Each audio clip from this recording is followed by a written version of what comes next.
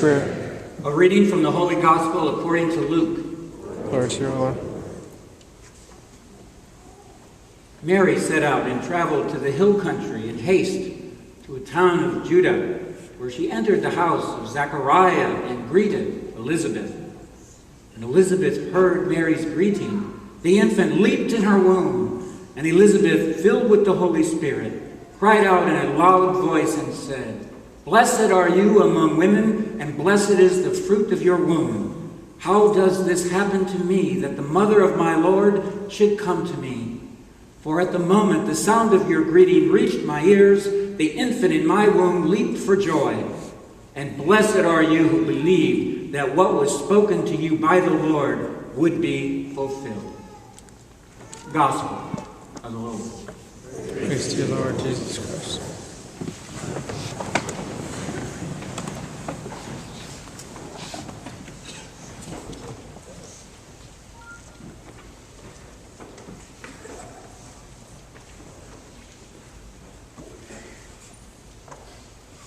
It was Christmas Eve. It was dark.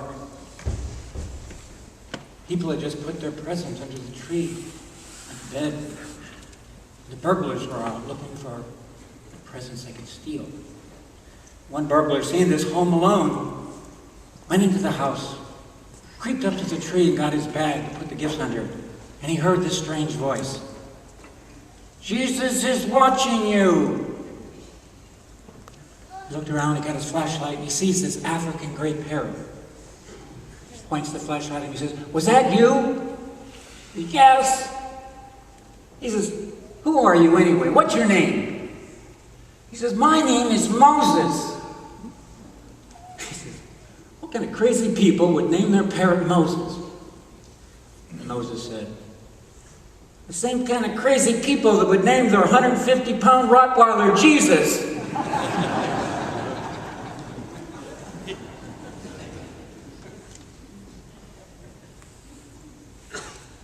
20 years ago, it doesn't seem that long ago, I had an African gray parrot. He talked, it was just amazing. Phone would ring, "Hello, hello, babe, babe," that's what I called my wife.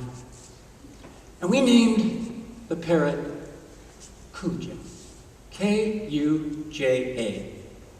I know you're saying, what kind of crazy people would name their parrot Kuja? The same kind of crazy people that would name their roller coasters Kumba, Mantu, and Shikra, Swahili names that came from a little black book in the zoo department of Busch Gardens that I went to try to figure out what name to give my parrot. They wouldn't let me take that book, it was so sacred, they only had one. But I made copies and I went home, and the English translation of Kuja is "to come." And I thought that was appropriate because Kuja was coming. Isn't it coincidental that the Latin meaning of the word Advent means coming? Jesus is coming. Jesus is coming. Fourth Sunday of Advent. Can you believe it? 4 candles. You see the trees are up now. It's like Christmas is right around the corner. I think it's next week, or this week, I'm not sure. Are you ready? You have everything done. Well, if you're anything like my lovely wife Mary over here, she had everything done weeks ago. I never knew you could spend so much time at Kohl's and Macy's. And she would tell me, "But I'm getting these good deals." And then Cyber Monday came along, right? I've never seen her on the computer that long in my life. She usually goes to bed early. She was up till midnight. Okay? And then Tuesday night, of course Tuesday was Giving Tuesday, I sent her on here, "What charity are giving to tonight?" I said, "Oh, no. I'm still working on Monday cyber specials. They're still out there, right?" How did she know what presents to buy for her family? What do you think she knew when she went out? You know? It's always kind of an interesting question. And we always tell our kids, "You don't need to buy us anything. We have everything." You know, when you got your family in your life and your God in your heart, what more can you get? course, my kids said, that's not good enough, Dad. What do you want for Christmas, right? What do you want? Well, I know what they wanted, because if you're anything like my family, there's always one or two in the family. I've got one here. Michael, my youngest. He would send us a spreadsheet. I mean, a spreadsheet. It had hyperlinks. You aren't going to buy him 30 presents. It'd be 30 on it. Hyperlinks, you just click and point and you go, right? Well, that's no fun. I don't like to buy presents for people when they know what they're going to get. No. I like to go get them something I think they want. You know the feeling? And then you give it to them. And you've been there before. They open it up. They go, this is nice. And then they're courteous. They wait for you to open up all the presents. And then they say, Dad, do you have that receipt? Do you have the receipt? Yeah, so they want to take it back. They want to always take it back. And if your husband's out there, if you're anything like me, you don't tell your family what you want. No, you've given them little clues through the year. And if they love you, they'll know what you want. You don't tell them what you want. They give it to you. It's not really a right. You go and buy that anyway. So, no.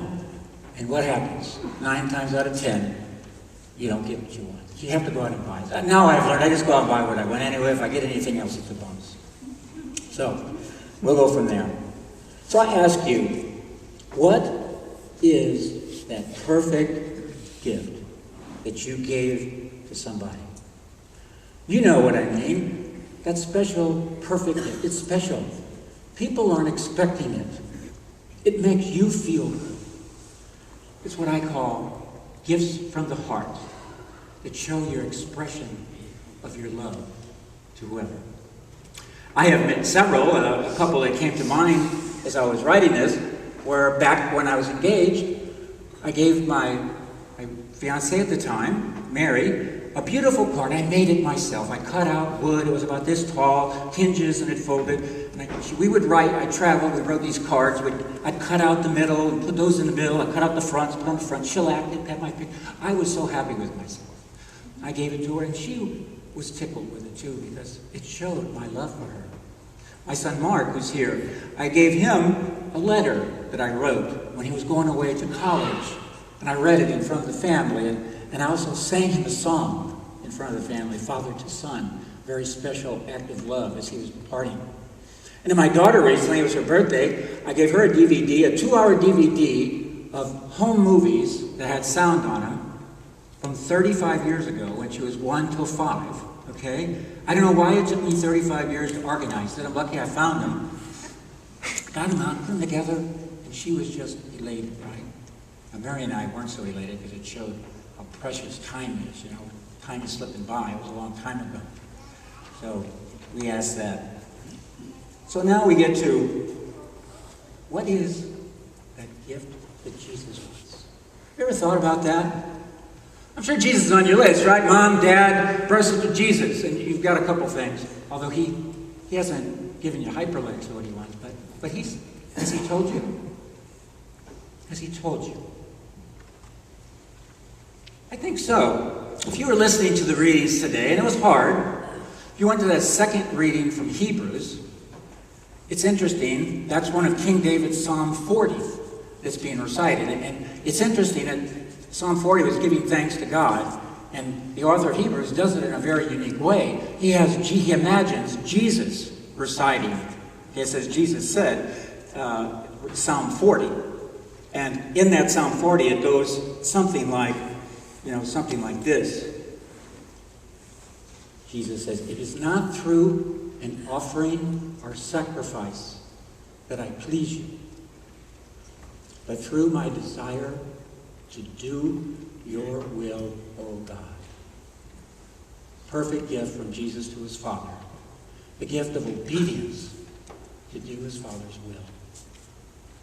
And Jesus, at every turn, at every experience of his life, he gave of himself obediently and unconditionally to the will of his Father, ultimately giving the sacrifice of himself, the reason why he came into existence. And through that obedience of Jesus, Jesus reunites us with God. because he breaks down the barriers that have been created because of our disobedience. He breaks down those barriers and reunites us back to God. So, what does Jesus want for Christmas? Jesus wants for us to do the will of his Father, to obey the commandments, and to love one another. It's that simple. And then he asks us to pray every day. Our Father who art in heaven, hallowed be thy name. Thy kingdom come. Thy will be done on earth as it is in heaven. To do his will. And then we heard in the gospel story, the mother to be Mary is welcomed by her cousin Elizabeth. And that famous phrase that started out the portion of the Hail Mary. Blessed are you among women, and blessed is the fruit of thy womb. And then it ends, the very end of the gospel, with a strong statement. And it says, Blessed are you who believed that what was spoken to you by the Lord would be fulfilled. Mary trusted in the power of God's will. She was obedient. She said yes.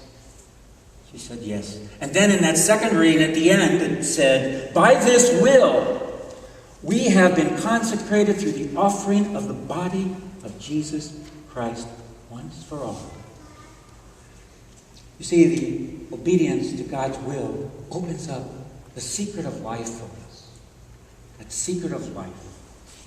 That Jesus tells us that if we do God's will, that's really the only real way that we can find genuine happiness, genuine pleasure, and fulfillment and joy and peace in our life, the wholeness of life.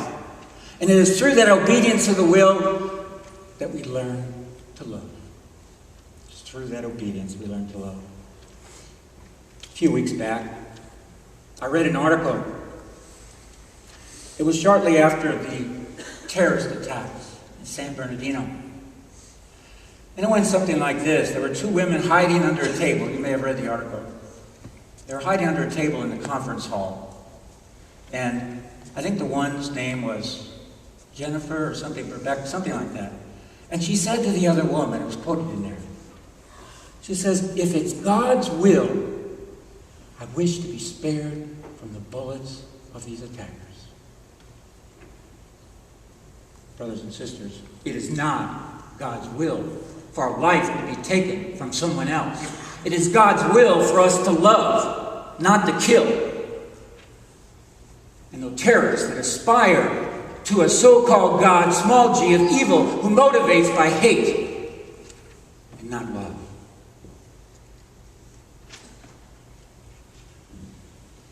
So I ask you in this holy year of mercy, do we expand our capacity to love one another? Expand that capacity to love one another, to be compassionate, to be forgiving, caring, understanding, all those things. And that motto that we hear in this year of mercy, let us be merciful like the Father. Let us be merciful like the Father. And let us be loving and compassionate to people of all religious faiths and denominations, without any discrimination to any one of them. And let us pray for those who hate, that the love that we express in our life can transform them so that they can do God's will in their life. Perfect gift for Christmas. To love one another as God has loved us.